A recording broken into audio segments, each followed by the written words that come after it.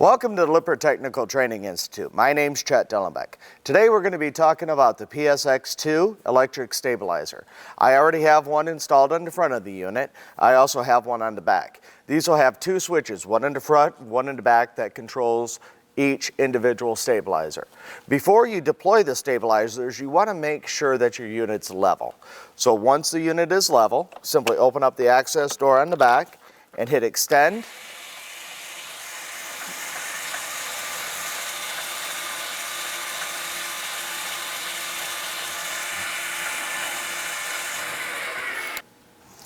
Run the stabilizers down until they make contact with the ground, and that's all there is to deploying these. Do keep in mind the stabilizers are only meant to stabilize the unit. They are not intended for leveling purposes. The PSX2 comes with a manual override system located on the side of each motor. Before beginning manual override operations, you must disconnect the wire leads to each of the motors to prevent the backfeed of power into the electrical system. Find the access port on the side of the leg motor and remove the rubber plug.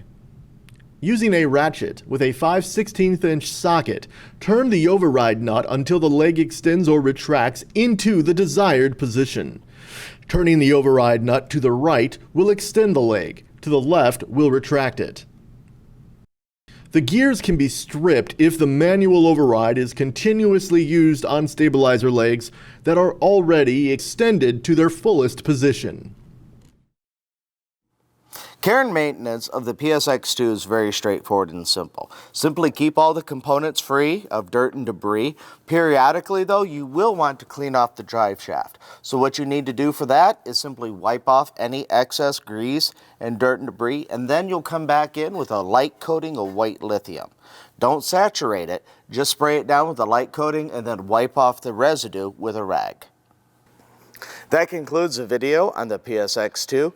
Thank you very much for joining me at the Lippert Technical Institute. Have a great day and get out there and enjoy your RV.